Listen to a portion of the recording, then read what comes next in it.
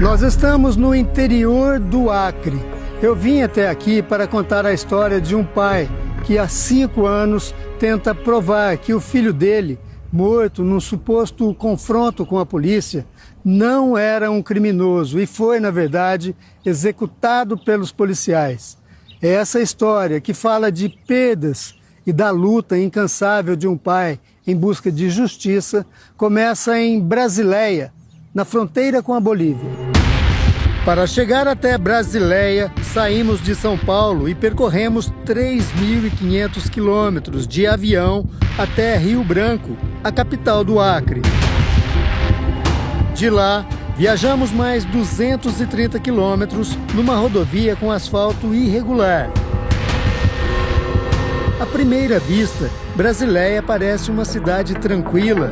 Com cerca de 30 mil habitantes, fica às margens do rio Acre, uma fronteira natural entre Brasil e Bolívia.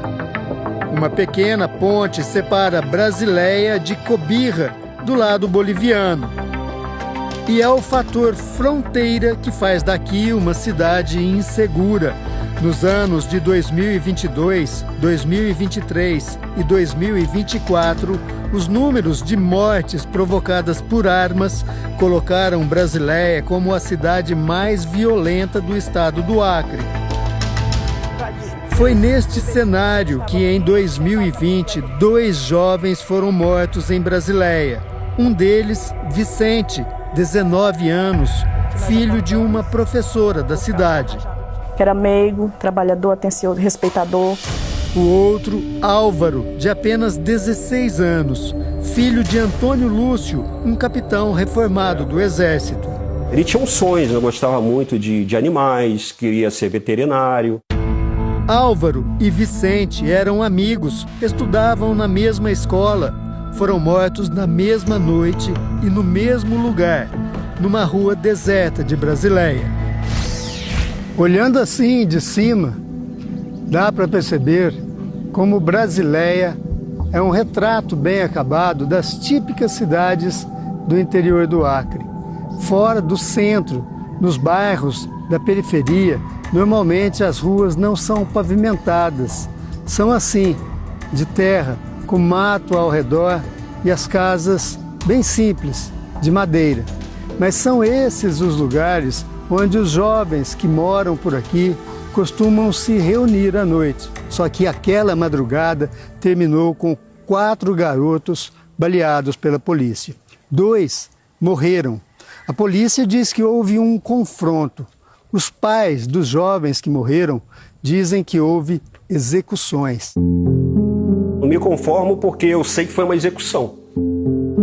Meu filho foi executado de forma cruel,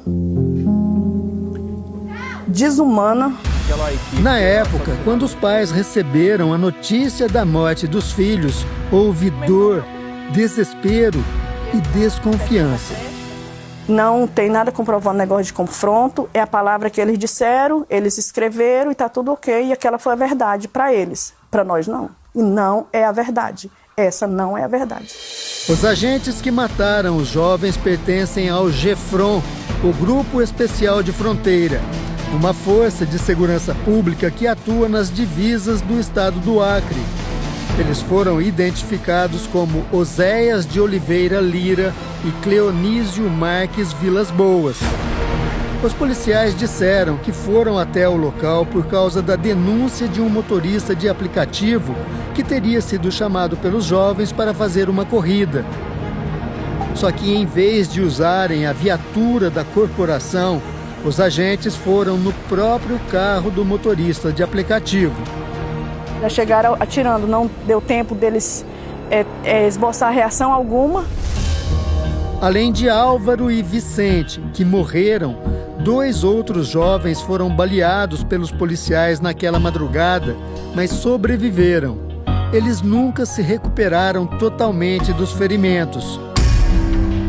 Principais testemunhas do caso, pouco tempo depois, os 2 jovens e toda a família deles deixaram a cidade e nunca mais falaram sobre o caso.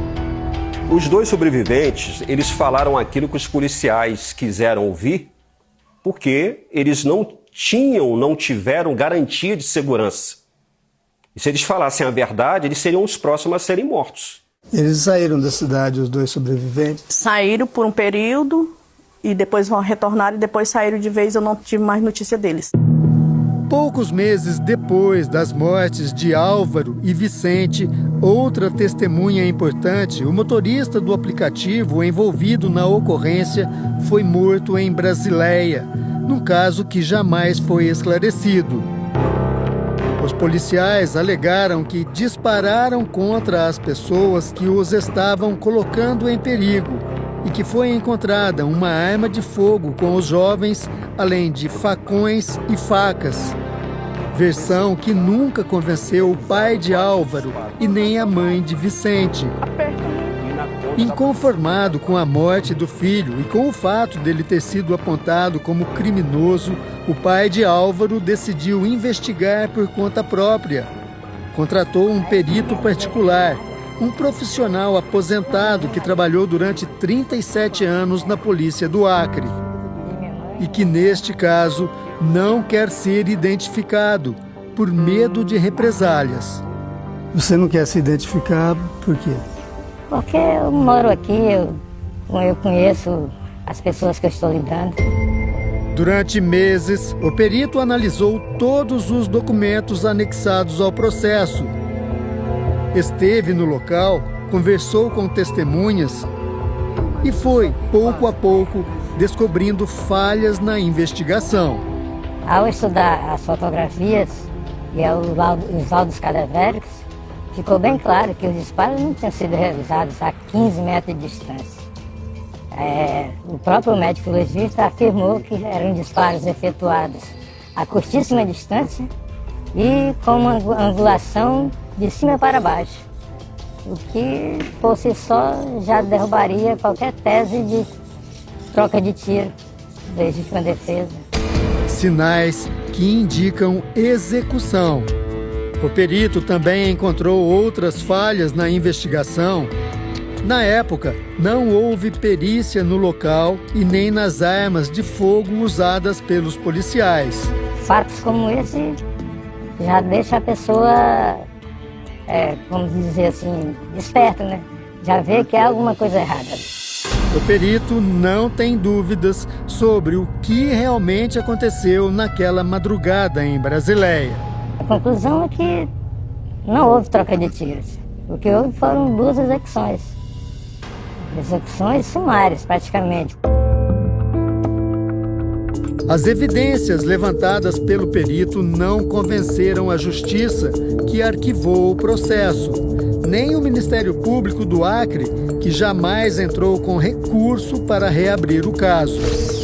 5 anos depois, o caso dos jovens mortos pela polícia aqui em Brasileia pode ter um novo desdobramento, por causa de um crime que aconteceu na capital, Rio Branco, a mais de 200 quilômetros daqui.